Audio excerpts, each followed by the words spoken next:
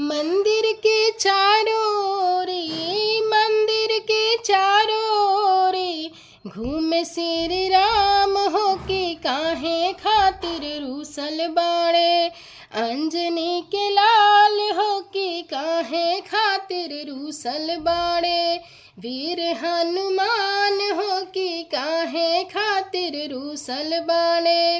अंजनी के लाल हो के काहे खातिर रूसल बाड़े। एहो बजजवा भैया खोला ना दुकानिया।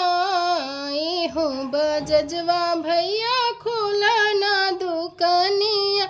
लंगोटवे खातिर रूसल बाने।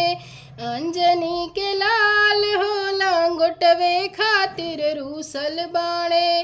वीर हनुमान हो लंगोटवे खातिर रूसल बाणे। मंदिर के आरी आरी, मंदिर के चारों रे, घूमे भगवान हो कि काहे खातिर रूसल बाणे। अंजनी के लाल हो कि काहे खातिर रूसल बाणे। वीर हनुमान हो कि काहे खातिर रूसल बाणे। एहो सोनरवा भैया खोला ना दुकानिया। एहो सोनरवा भैया खोला ना दुकानिया। कि मुकुट खातिर रूसल बाड़े। अंजनी के लाल हो कि कड़वे खातिर रूसल बाड़े। वीर हनुमान हो कि कड़वे खातिर रूसल बाड़े। मंदिर के चारों रे, मंदिर के चारों रे, घूमे श्री राम हो कि काहे खातिर रूसल बाड़े। अंजनी के लाल हो कि काहे खातिर रूसल बाड़े। एहो हलवैया भैया खोला ना दुकानिया। एहो हलवैया भैया खोला ना दुकानिया। कि लड़ुए खातिर रूसल बाड़े। अंजनी के लाल हो कि लडुए खातिर रूसल बाड़े। वीर हनुमान हो कि लडुए खातिर रूसल बाड़े। मंदिर के चारों रे, मंदिर के चारों रे, घूमे भगवान हो कि काहे खातिर रूसल बाड़े। अंजनी के लाल हो कि काहे खातिर रूसल बाने।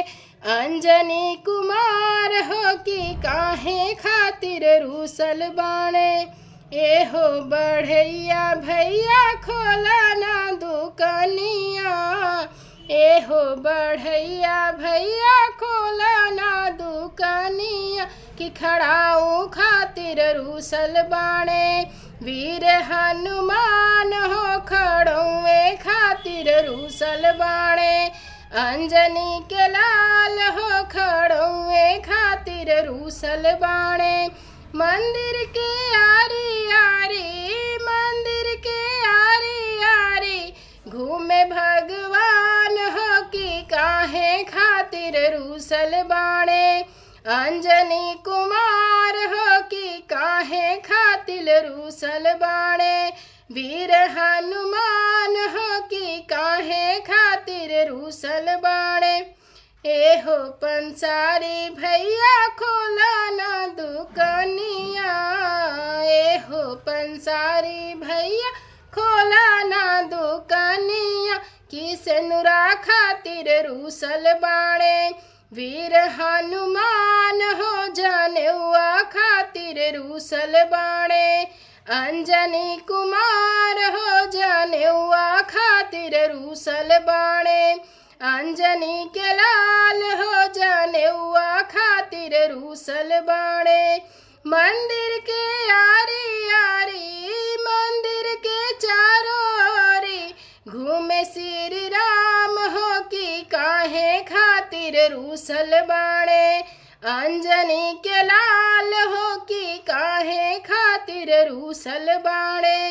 वीर हनुमान हो कि काहे खातिर रूसल बाणे।